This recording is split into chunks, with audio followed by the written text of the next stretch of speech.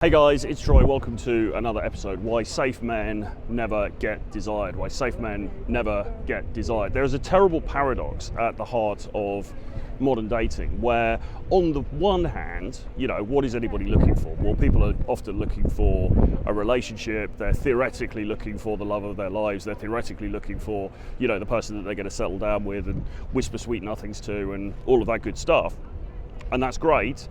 But often, and women in particular, are attracted to qualities which don't necessarily equal that outcome. Okay, so the guy who sits over from the table from her and puts everything out there, like his LinkedIn resume, and says, look, I'm a really good prospect because I've got a good job and I'm really reliable and I'm a great provider and I'll always be there no matter what, and X, Y, and Z.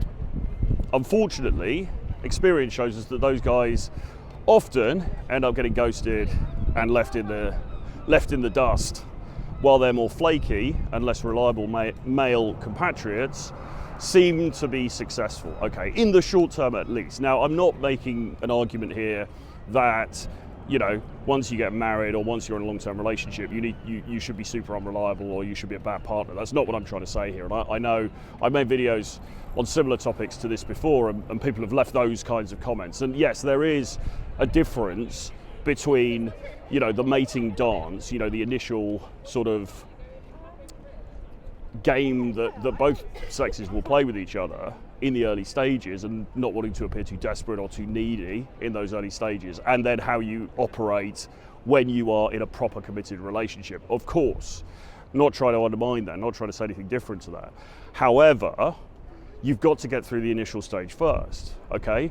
So, like I did a video on a very similar theme to this recently, and a guy left a comment underneath saying, well, yes, it's all very well, being the exciting sort of volatile guy, but if you want a long-term relationship, you can't be like that. And it's yeah man, of course, but a lot of my viewers haven't even got through the gates yet. Okay, there's no point in talking about, all right, this is how you need to be when you're in a committed long-term relationship, because a lot of this content, yes, I talk about relationships on here, and yes, some of this content is about that, but a lot of this stuff, as I say, a lot of guys are having trouble connecting in the first place. They're having trouble finding a partner to even get worried about, okay, how do I act in a long-term relationship? I better get off this cycle lane.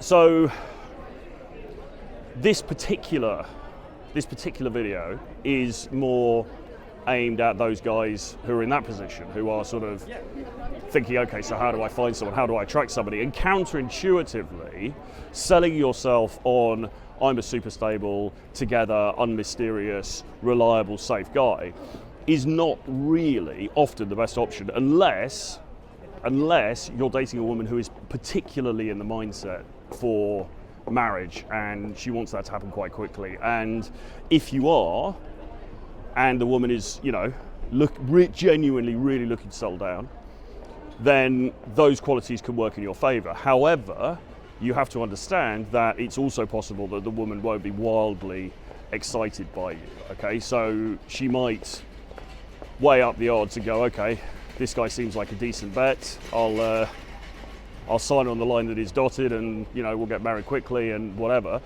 But she's also simultaneously probably not massively sort of on fire because of you, because of the way that you're acting. And that may cause problems down the line. And this is where we get into the whole debate around how should a relationship be formed. I was listening to the Mel Robbins podcast just before, and she said, I don't know where she got this stat from, but she said something like only 11% of successful long-term relationships are based on spark. Don't know where she got the stat from. I don't know if it's true or not, but this is what she said. And what she meant by that was only 11% of relationships that have kicked off with a really strong sort of sexual romantic spark are successful. So the other majority of relationships were based on something a bit more pragmatic. They were more sort of like slow burn. As I say, I don't know if that's true. I don't know if it is, or if it isn't true. But the issue that we've got on the ground for guys who are having problems even getting a date is, okay, but I'm showing up as the safe, regular, reliable, stable dude, and I'm still getting ghosted. So what do I do now? Okay, so in the early stages, and this is why I always talk about mystery and why mystery is so important, because in the early stages, okay, I'm not saying, you know, turn up drunk or high or, you know, just off a 3-day bender or something like that, although I have friends who do that and it seems to work out for them. But you know, you want to hold back a little bit, okay, in terms of the sensible guy stuff, all right? You want to at least hold your cards a little bit close to your chest, all right? You want to imply that there is a little bit more to you. There's a little bit of mystery there. There's a little bit of something more exotic, more enticing about you, okay? Because we're in this competitive field where everybody's scrolling TikTok all day, everybody's scrolling Instagram Reels, everybody's watching Netflix, and there's a lot of very high dopamine, high entertainment content out there. And you're effectively in competition with that. You know, are you more exciting than the latest hit series on Netflix, okay? Well, if you turn up, you know, and talk about your 401k and how great a provider you are and how sensible you are and how you never go out late and you drink green smoothies and you always get up at 6 a.m. and walk the dog, those may be very, desirable qualities to have, but they're not very sexy qualities, they're not very exciting qualities. And the problem is that we live in a dopamine-fueled world where everybody, women included, are looking for that kind of, that sexy kind of narrative, that kind of story, that kind of, the high, basically, of meeting somebody who flicks a different switch in her, okay? And that's what I said at the beginning. That's why there's this terrible paradox at the heart of modern dating where ostensibly everyone's looking for safety and everyone's looking for, you know, stability and a partner on the surface. Not everybody, but, you know, a lot of people say they want that, but their actual choices in the market differ from that, okay? So if you're having problems at the front end, that is to say, if you are, you know, trying to get dates, you're going on dates, then you're getting ghosted and so on and so forth, and you feel that you come across as a, you know, you're trying to come across as a decent, honest, regular, together guy, but it's not working for you very well, then just bear this in mind, because what actually creates tension and what actually creates, in the end, attraction is drama, okay? And if you're not bringing drama in some way, there's a good chance, particularly if you live in a big built-up metropolitan area like London or New York or Miami or something like this, there's a good chance that you're going to end up getting disregarded. It's a sad, sad truth,